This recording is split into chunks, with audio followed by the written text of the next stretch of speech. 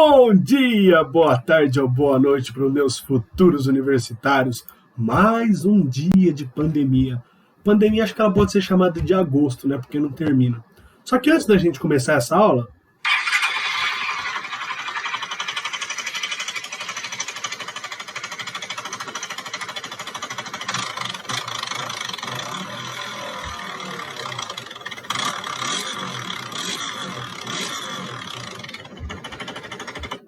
para quem já tirou carta na autoescola, de moto ou de carro, vai entender melhor a aula de hoje. Porque nós vamos falar de embreagens verbais.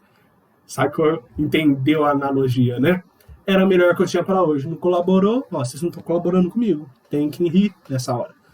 Para quem já tirou carta na autoescola, vai entender porque hoje é uma aula de mecânica. A gente vai falar como que troca as marchas, nós vamos falar de carro hoje, não é mesmo, professor? É isso aí que a gente vai falar hoje. É isso aí mesmo. Vai nessa daí que é isso que nós vamos falar hoje. O nosso tema de hoje eu acho uma aula muito legal, porque nas últimas aulas, e as duas últimas aulas são essenciais para você compreender essa aula de hoje. Se a gente está falando de embreagens verbais, acho que é um pouco fácil de entender que a gente precisa entender o quê? Substantivo? Não, né? Verbo, né? A gente precisa ter em mente as últimas aulas que nós tivemos de verbo. Então a gente vai recapitular rapidinho o que nós falamos nas últimas aulas, porque a aula de hoje ela envolve conceitos da morfologia e da semântica. Por isso, quadradinho e coraçãozinho, respectivamente. Ok? Vamos recapitular o que a gente falou na última aula? Nas últimas aulas nós falamos dos tempos e dos modos verbais. Os tempos e os modos verbais vão ser úteis na nossa comunicação no dia a dia. O verbo é uma classe de palavras que tem inúmeras flexões. É a única que consegue se flexionar em tempo, em modo, em voz, ok? E assim, nós falamos que cada tempo tem uma determinada significação, cada modo tem a sua significação. O modo indicativo é aquele modo que me traz uma certeza, uma maior veracidade à minha fala. Você tem o modo indicativo, você tem o presente, quando você fala nesse momento, uma ação concomitante. Você tem o pretérito perfeito do indicativo, uma ação que ocorreu no passado. Você tem o pretérito imperfeito, uma ação que tinha uma determinada frequência no meu passado. Você tem o pretérito mais que perfeito, uma ação anterior a uma ação que ocorreu no passado. É o passado do passado, por isso mais que perfeito. Você tem o futuro do presente, é uma coisa que irá acontecer, uma coisa que você destina para o seu futuro. E o futuro do pretérito é uma coisa que deveria acontecer, mas acabou não acontecendo. Ok? O modo indicativo, portanto, traz a minha certeza. O modo subjuntivo, ao contrário, ele denota uma dúvida, uma hipótese, uma possibilidade, um fato mais incerto. Temos três coisinhas dentro dele, três tempos. O pretérito imperfeito, que é uma possibilidade quando você conjuga com o C na frente. Professor, conjuga com o C na frente, uma partícula que me traz uma condição. E você tem o presente do modo subjuntivo, que você conjuga com o que na frente. Que, professor? Com o que na frente. E o futuro do modo subjuntivo, que você conjuga com o quando na frente. Tudo bem? E o modo imperativo é aquele modo em que trazemos ordens, trazemos uma coisa mais categórica, trazemos sugestões, desejos. Tem o imperativo afirmativo, quando você dá uma ordem, um juízo, e o imperativo negativo, quando você nega essa determinada ordem. Ok? Introduzimos de boa na lagoa, vamos começar a falar de embreagens verbais. Só que quando a gente fala de embreagens verbais, professor, não era aula de carro? O que é uma embreagem? Professor, eu sei. Tá lá no carro, você troca a marcha pisando na embreagem. Não é isso? Também, é isso também. Quem não tem carta deve estar boiando, né? Mas tudo bem. Quando a gente fala de embreagens verbais, a gente está falando do emprego metafórico dos tempos verbais. Como assim, professor? Não estou entendendo bosta nenhuma. Presta atenção. Metáfora é uma figura de linguagem com relação à semântica, que é um elemento de simbologia. Metáfora é uma simbologia. Você aplica determinada relação de sentido em um determinado contexto. Aqui não vai ser diferente. Quando a gente fala de uso metafórico, a gente está querendo olhar para o sentido que aquela aplicação verbal, que aquela flexão do meu verbo, em determinado tempo, em determinado modo, quer trazer uma significação mais enfática, uma significação mais especial, mais peculiar, você não usa em determinadas situações, você não utiliza o verbo só por si só. Ah, eu usei ele no presente agora só porque está no presente. Estou falando agora, está no presente. Às vezes você está se referindo a uma coisa do passado e usa um presente. Às vezes você está falando uma coisa no futuro e usa um presente. E vice-versa. Cada vez que você faz isso, você altera do ponto de vista gramatical a sua ideia cronológica. Só que você tem um enfoque nisso.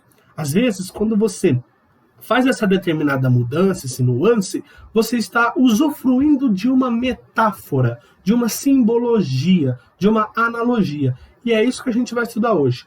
Olha aqui essas duas manchetes. Temer extingue reserva na Amazônia para ampliar exploração mineral. Olha essa outra. Governo e Petrobras discutem alta do combustível nesta terça-feira. Perceba que ambas as manchetes elas estão com o verbo conjugado no presente do modo indicativo. Extingue e discutem.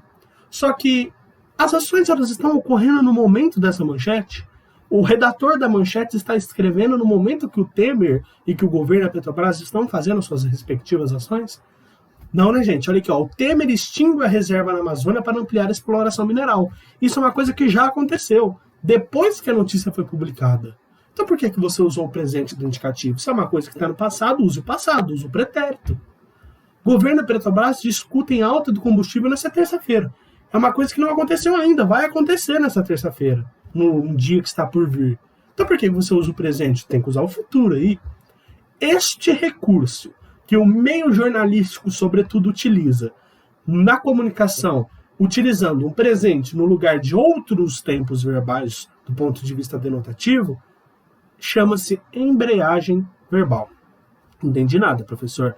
Recapitulando, olha aqui, ó. No primeiro caso, você tem um fato passado. A reserva amazônica já foi extinta. No segundo caso, você tem um caso no futuro. O governo e a Petrobras, eles vão discutir, eles discutirão na próxima terça-feira a situação.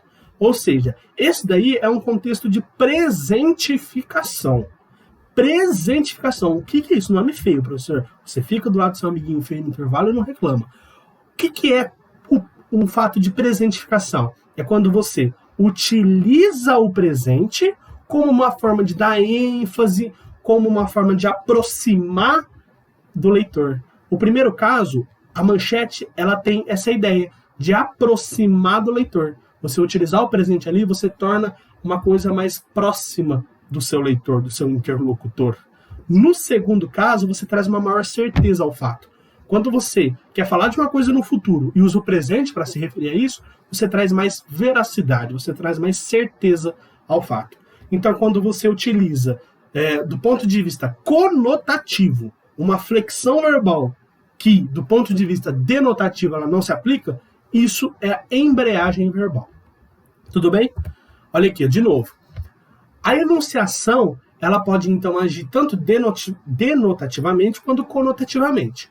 Quando você escreve uma determinada frase em que o presente é o presente por si só, você está falando no presente, você escreve o verbo conjugado no presente, isso é debreagem. Você está usando certinho. Na sua redação, você está escrevendo, você está falando uma coisa que aconteceu no passado, você está narrando uma história, então narra a história no passado. Isso é debreagem. Você está escrevendo certinho. Agora você pode agir conotativamente. Professor, desliga o celular. Ok. Denotativamente é quando você utiliza o tempo por ele mesmo. Conotativamente é quando você emprega um determinado tempo, uma determinada flexão, se referindo a outra. Olha aqui, ó, o presente quando você substitui o futuro, por exemplo. Isso é embreagem. Olha aqui, ó. Viajo amanhã para São Paulo. Amanhã é uma ideia de futuro, só que você escreve no presente. Então isso é uma embreagem. Você está aplicando uma conotação. Professor, tem uma dúvida. Na redação eu posso utilizar embreagens verbais? Pode, gente. Só que aí você tem que ter um contexto ideal para essa aplicabilidade. Quando você quer fazer uma narração, por exemplo, você está escrevendo uma crônica, um texto narrativo, enfim, com personagens, enfim, enredo, tempo, espaço, você muitas vezes vai utilizar de embreagens verbais. Só que na redação, dependendo da sua aplicabilidade, você vai utilizar mais a debreagem do que a embreagem. A embreagem é mais um efeito estilístico. Na redação, a gente sempre fala, não utilize efeitos estilísticos. Só que às vezes você pode utilizar. Só que isso aqui é uma coisa tão não usual que essa aula aqui, muitas vezes você vai falar, what the fuck, que porra é essa? O que esse professor está falando? Então, quer usar? Use, mas tem que ter uma aplicabilidade ideal. Eu recomendo mais utilizar debreagens na redação, ok? Agora, quando eu falo viajarei amanhã para São Paulo, o amanhã, ideia de futuro, condiz com o verbo conjugado no futuro viajarei. Então, aí eu tenho uma debreagem, uma aplicabilidade corretinha, ok? E assim, quando a gente fala de embreagens, de aceleração de veículos, carro, a gente pode ter vários tipos de embreagem. A gente vai falar de vários tipos que mais caem nos vestibulares. Isso aqui é coisa de Enem, tá, gente? É uma parte que geralmente cai no Enem e geralmente cai em questões abertas de vestibulares, porque é uma relação mais de semântica, de querer explicações. Então, pede para se escrever isso.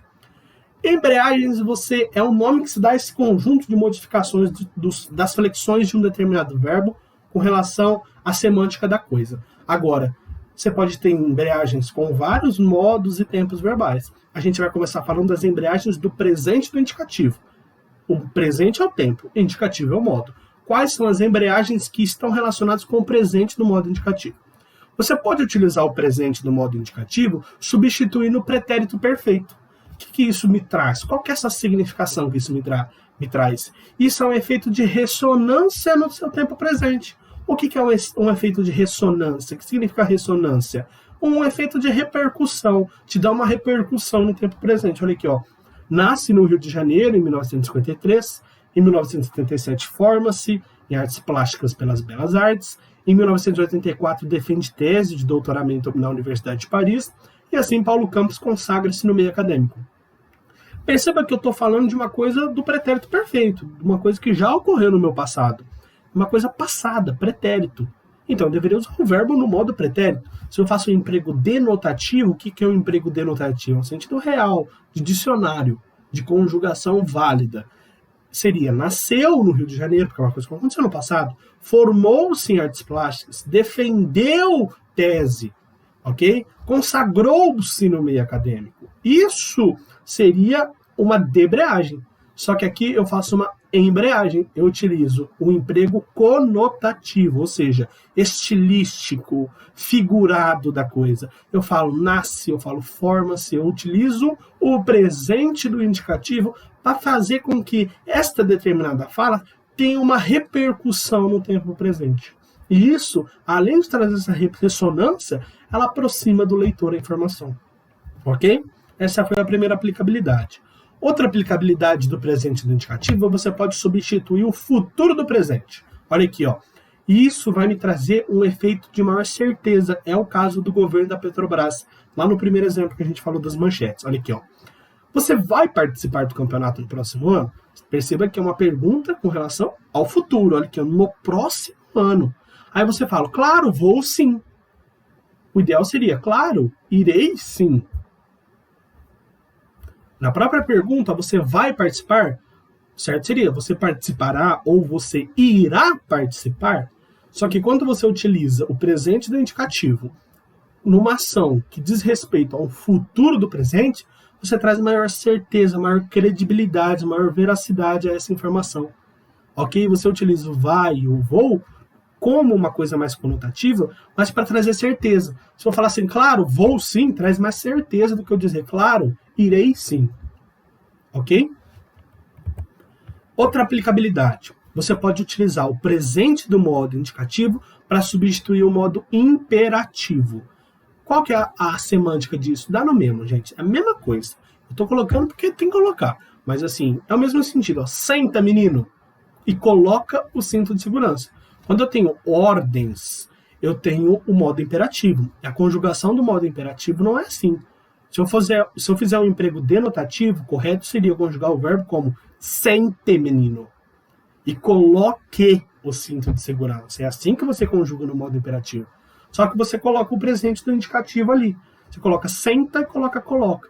Do ponto de vista da semântica, é a mesma coisa. Só que você errou a conjugação. Mesmo assim, é uma embreagem verbal. Ok? Embreagem. Embreagens também temos como pretérito imperfeito do indicativo. A gente muda. Em vez da gente falar de embreagens com presente do modo indicativo, agora a gente fala em embreagens com pretérito imperfeito do modo indicativo. Você pode utilizar o pretérito imperfeito do indicativo, ou seja, uma ação costumeira no meu passado, para substituir o presente do modo indicativo. É a primeira aplicabilidade. Olha aqui, ó. Isso vai trazer uma coisa de mais polidez, uma coisa mais polida, fica mais chique a coisa. E isso você usa muito na oralidade, quando você está falando. Olha aqui, ó. Você chega para o amiguinho, coleguinha, e fala assim: você podia me ajudar aqui? Não. Podia. Podia é pretérito imperfeito do modo indicativo. Só que você está se referindo a uma ação que está acontecendo no presente. O emprego denotativo seria: você pode me ajudar aqui? Uma coisa agora, estou pedindo para agora. Só que você coloca podia como uma forma de trazer uma maior polidez para a coisa.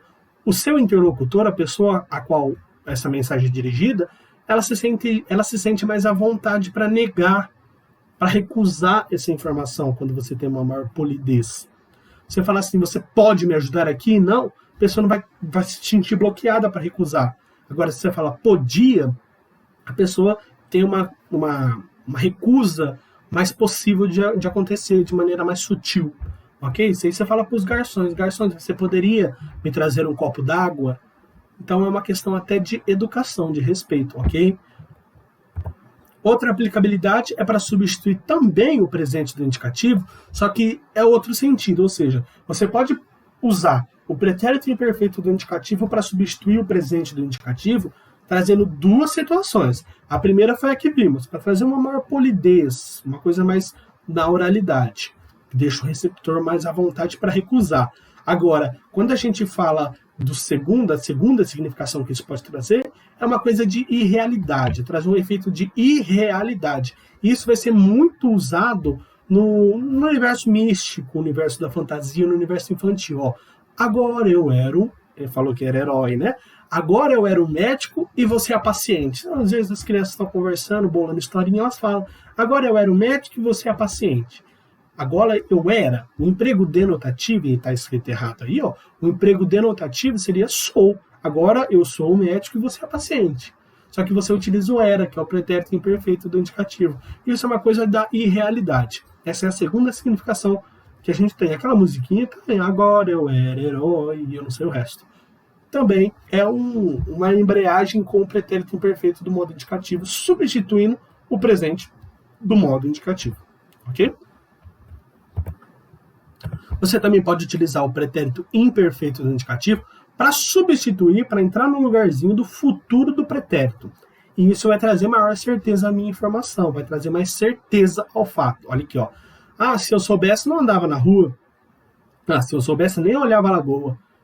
O ideal seria o futuro do pretérito. Ó, se eu soubesse, não andaria na rua. Se eu soubesse, nem olharia a lagoa. Só que eu falava andava, olhava, porque eu falo do passado, uma coisa referente ao futuro. Então eu trago mais certeza à minha informação. Essa é a significação dessa aplicabilidade.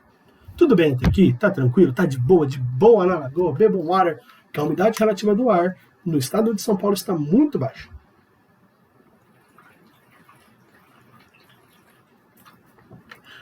Prosseguindo. Pretérito perfeito do indicativo. Mudamos o nosso enfoque. Agora nós vamos falar do pretérito perfeito do indicativo. Você pode usar ele para substituir o futuro do presente. Como assim, professor? Quando você utiliza o pretérito perfeito do indicativo, quando você tem desinências e, ou, são as desinências modo temporal que vão indicar que o verbo está conjugado no pretérito perfeito do indicativo, você pode substituir o futuro do presente. Isso vai trazer para você um efeito de maior certeza ao fato também. Tá? Um fato consumado. Então, é isso. Olha aqui, ó. Tá escrito errado esse exemplo. Eu não quis me referir a Corinthians e Palmeiras, eu quis me referir a Corinthians e São Paulo. Olha aqui, ó. Corinthians e São Paulo, semana que vem, São Paulo já ganhou. Ou seja, uma coisa do futuro, em vez de eu falar, ganhará, eu falo já ganhou. Isso dá como um fato consumado. Ok? É óbvio que o São Paulo ganha. Abraço a meus antes torcedores corintianos. Aquele abraço. Então, você utiliza o pretérito perfeito para uma coisa que é futura. Isso traz mais certeza, deixa o fato É aquele ponto final, ok? Outra aplicação, você pode utilizar o pretérito perfeito do modo indicativo para substituir o presente do modo indicativo. Olha aqui, ó. Isso vai trazer para você um efeito do ponto de vista semântico que está em curso, aquilo vai estar encerrado, porque já tem certeza sobre o desfecho daquela coisa. Então você tem uma situação que está em momento de cursão, ela está sendo cursada, só que você já dá o veredito final, você já tem aquilo como encerrado, porque você já tem uma certeza sobre o seu desfecho. Olha aqui, ó. Custa só R$20? Ah, comprei. Está barato demais. Quando eu falo custa só R$20, seria legal eu falar assim, ah, compro, está barato demais, mas só no presente, ok? Só que eu falo comprei porque é uma ideia de que ao falar que custa só R$20, ou seja, que aquilo está barato, já sei o que vai acontecer, já sei o desfecho. Ah, eu vou comprar, óbvio, tá muito barato, ok? Essa é a ideia dessa embreagem, beleza? Você tem um outro tipo de embreagem, que é a embreagem com pretérito mais que perfeito. Embreagem com pretérito mais que perfeito, ou seja, o passado do passado, pode substituir o pretérito perfeito. E isso vai, mais uma vez, trazer uma maior certeza ao fato ou um distanciamento. Olha aqui, ó. Sabe aquele dia em que o orgulho fora ferido? Cicatrizou, mas a marca ficará para sempre. O certo, sabe aquele dia, ou seja, um passado recente. Eu uso o pretérito perfeito. Então, sabe aquele dia em que o orgulho foi ferido? No emprego conotativo você fala fora. Você traz uma maior certeza ao fato que foi realmente ferido, só que ao mesmo tempo você traz um distanciamento. Olha que distante que está. Quando você utiliza o pretérito mais que perfeito, você distancia essa informação, além de trazer uma maior veracidade, uma maior certeza ao fato. Ok?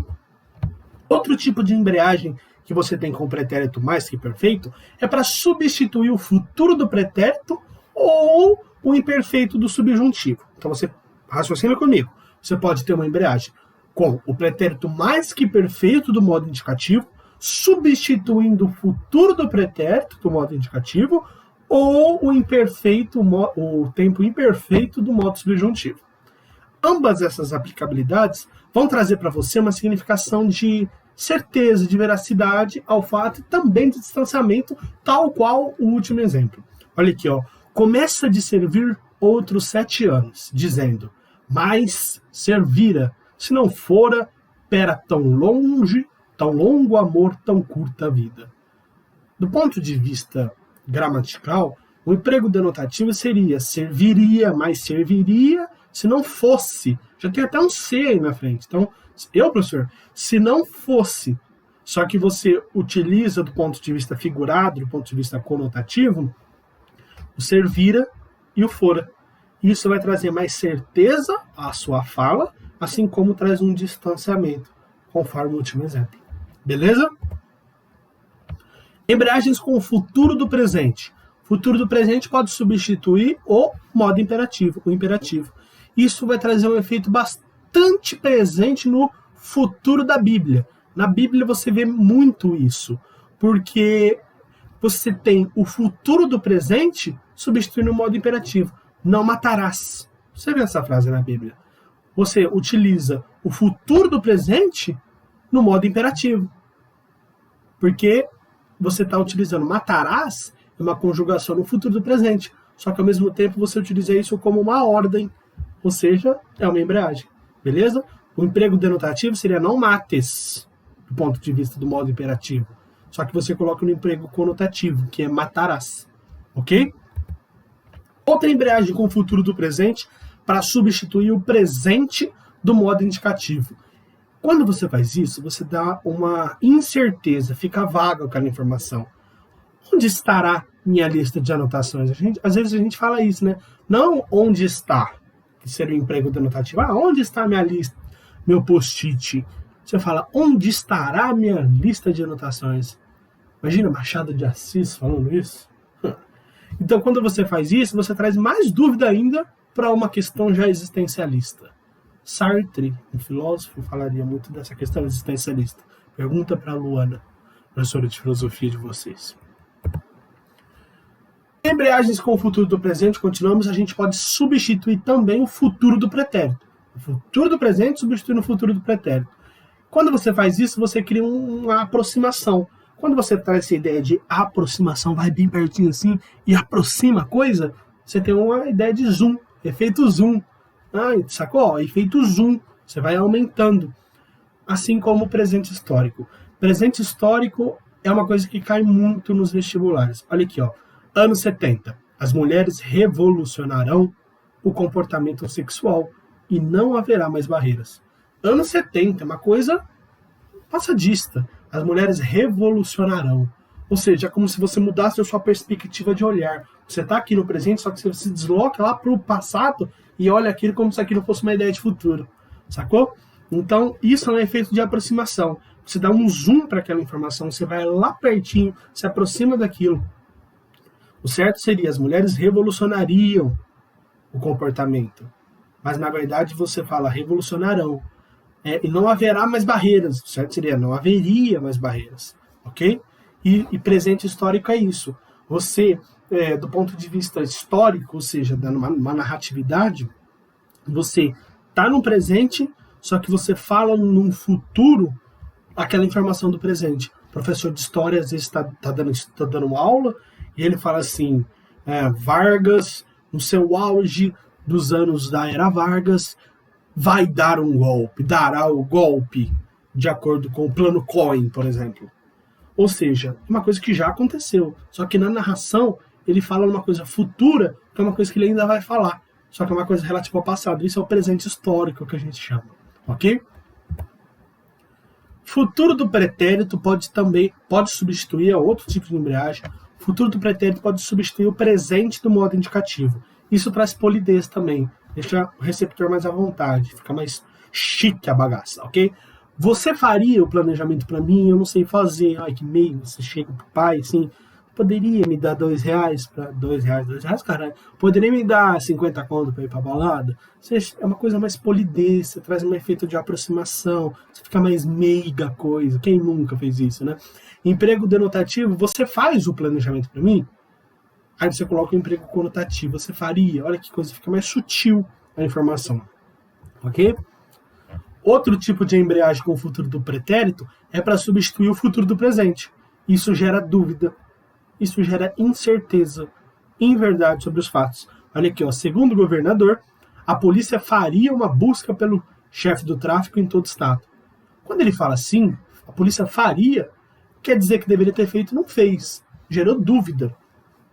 O governador disse isso no momento presente, então ele deveria usar, a polícia fará uma busca. Ok? Estou me referindo a uma coisa que vai acontecer no meu futuro. Só que ele fala faria, ou seja, gera dúvida. Essa é a aplicabilidade usual do futuro do pretérito. Que em vez de você trazer uma certeza com relação a coisa que vai acontecer no seu futuro, você gera uma dúvida no ar. Fica uma coisa não consumada, fica uma coisa vaga, ok? Que você não sabe se vai ou não acontecer, ok? Outra aplicabilidade. Você pode utilizar o futuro do pretérito para substituir o pretérito perfeito. Esse efeito vai atenuar o fato, vai deixar aquilo mais sutil, gerando uma probabilidade. Vai colocar aquele determinado fato como uma coisa provável de se acontecer. Segundo me disseram, você teria ficado nu em plena festa depois de ter bebido muito? É verdade? Olha aqui, um emprego denotativo seria você teria ficado, você ficou. O emprego seria ficou. O emprego denotativo está escrito errado aí. Não teria ficado. Teria ficado é futuro do pretérito. Está invertido mais uma vez aí. Então, segundo me disseram, você ficou nu em plena festa, é uma coisa que já aconteceu. Só que você coloca teria ficado, essa locução verbal, para deixar aquilo mais sutil. Como se fosse um eufemismo, sabe? Eufemismo é uma figura de linguagem ligada à semântica, que vocês veem na literatura, que é uma coisa de suavização da sua fala. Por exemplo, assim, você não fala assim, você viu quem morreu? Você fala assim, você viu quem fez a passagem para um plano espiritual mais elevado? Você viu quem descansou em paz? É uma suavização da sua fala, ok? Uma atenuação. Aqui é semelhante, beleza? Terminamos. Nós vimos toda a aplicabilidade das embreagens. Recapitulando, embreagens, portanto, não só aquela do carro, Embreagem é quando você traz uma metaforização, um emprego conotativo de determinadas flexões verbais que deveriam, do ponto de vista denotativo, estarem conjugadas em outros tempos e modos verbais. Beleza? Essa é a definição de embreagens. Cada uma tem a sua aplicabilidade. Beleza? Vamos resolver o exercício 1 da Florestinha. Não era e não podia o pequeno reino lusitano ser uma potência colonizadora à feição da antiga Grécia. O surto marítimo que enche sua história do século XV não resultara do extravasamento de nenhum excesso de população, mas fora apenas provocado por uma burguesia comercial sedenta de lucros e que não encontrava no reduzido território pátrio satisfação à sua desmedida ambição. No contexto, o verbo enche indica. Você está falando de uma coisa que aconteceu no passado. Passado. Só que você utiliza uma conjugação no presente. Do ponto de vista da história, você está narrando uma situação que aconteceu no passado com verbos no presente. Isso traz um efeito de aproximação. Você aproxima aquela informação, ok? Isso é o presente histórico. Por isso a alternativa D. Você utiliza o presente histórico. É o presente que você utiliza em narrações. Você utiliza o presente em uma coisa que está no passado. Ou você utiliza o futuro em uma coisa que está no presente. E assim sucessivamente, ok? Peraí que eu estou rouco.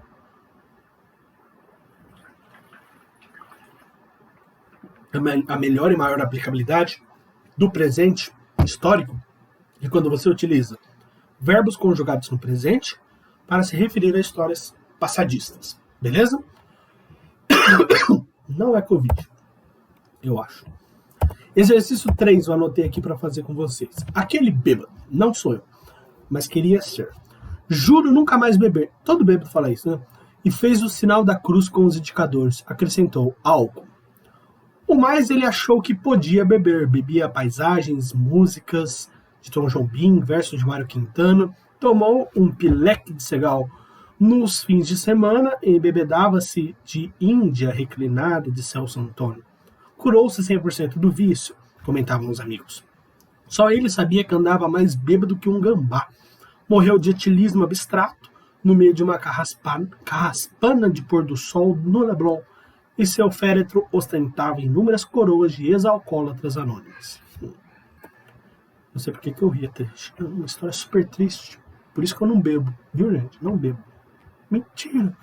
A causa mortis do personagem, ou seja, a causa da morte, expressa no último parágrafo, adquire um efeito irônico no texto, porque ao longo da narrativa ocorre o quê?